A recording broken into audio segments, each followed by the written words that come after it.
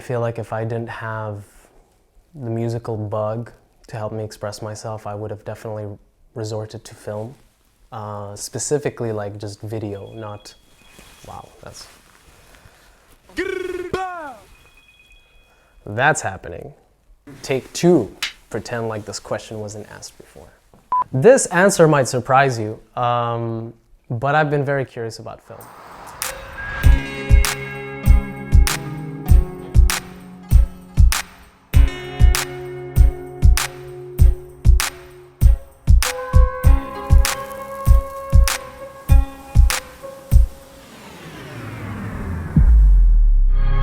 ولد جاي يتمسخر شكله صادوه ما عدنا وقت مسخرة قاموا شالوه.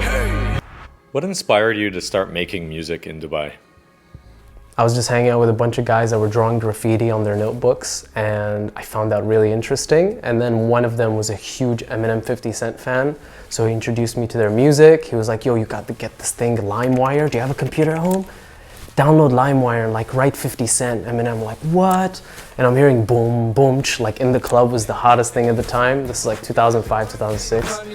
And I enjoyed listening to it. And then I saw him one day like writing raps. And I'm like, what, we can do that? Oh yeah, I just have to rhyme words together. And it just stuck. Like I didn't have a plan to be a musician or wanting to be a rapper. Like I just really enjoyed writing lyrics, and it just went on for years until at some point I saw a little Bow and I'm like, oh, kids can do this too.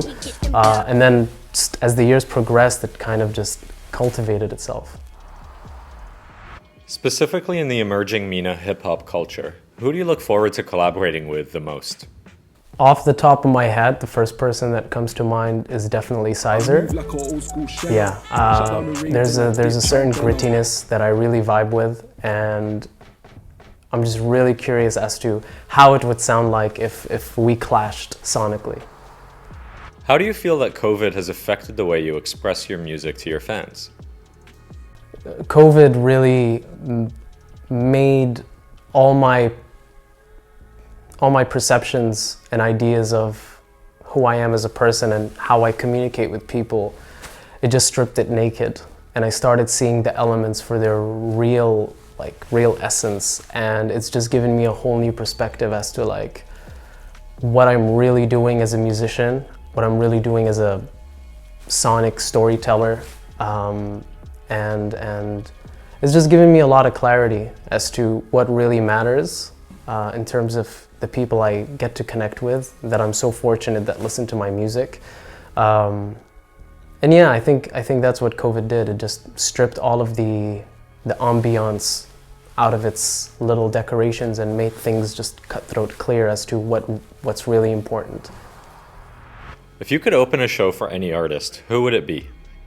It might be the same answer as the last time I thought about it, but I think I'd love to open up for Denzel Curry or Sum 41. I just want to have a mosh pit. First and foremost.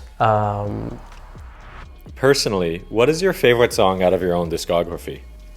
Out of the ones that have come out, Sado is easily my favorite, due to the sheer fact that it just gave me the visibility that I, first off, did not expect at all, and I'm very grateful. And it somehow just touched a bunch of people in a very unexpected way. It was like, it's a half parody song with a statement, and a lot of people resonated with that, and I'm just grateful for it to do that.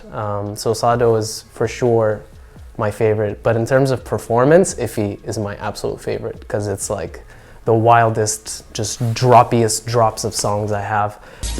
This one's called Iffy. It's one of my favorite songs to perform. I wrote this song only for the sake of performing it. I don't care about the streams it gets. I do it for the live shows. Yeah! Thanks.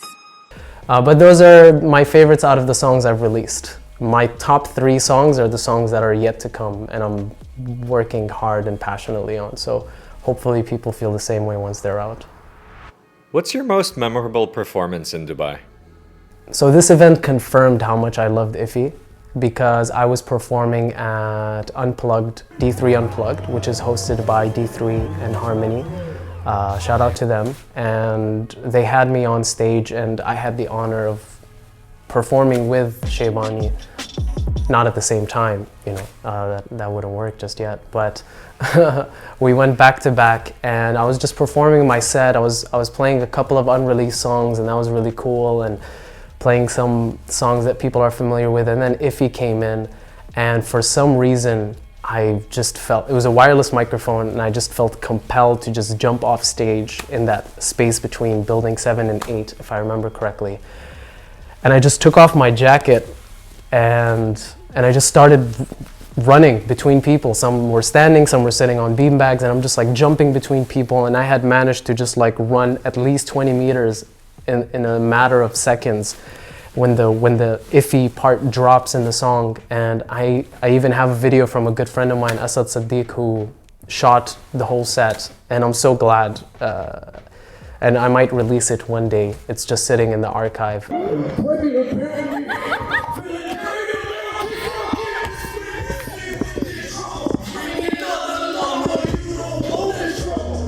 They don't wanna know why they call me the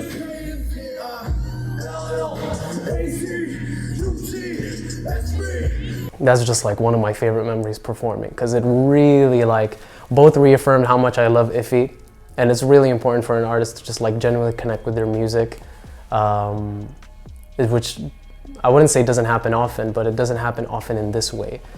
And it really reaffirmed that I really do love this, and I wouldn't want to be doing anything else. I just want to rage on stage and do it through the stuff that I write and make. Last question, would you mind giving us a freestyle? No, I don't mind at all. I don't know, is there a cool way to answer that question besides I don't mind? Let me get my phone. I am unapologetically like bad at off the top freestyling, so. Pull a Drake, I'll pull a Casey. Wait. I'm just gonna pull out my phone and just share with you the most recent thing I've written. Because the last time that I freestyled something, I ended up recording it for a song, so now it's no longer. Let me take it back to the days where we made tracks. You know who was whack? His name is Tack. I'm just Pull a Casey. Anyways, jokes aside, all right. Running lots of miles in salad, cancel the island. Shout out to the Maoris, pound me to the ground, have my eyelids side the pile does 5 times every day and night. And only time I can imagine you smashing the trackings when you biting on my commas till ASAP, that's a fucking problem. Until Danny Brown that he'll need to counsel my competitors after my knocking, have the teeth dropping. شايفني سيرك شنو كان عباله والد جاي يتمسخر شكله صادوق Rushing in a Prada pushing on the throttle let him get a bottle thirsty with a hollow toast like no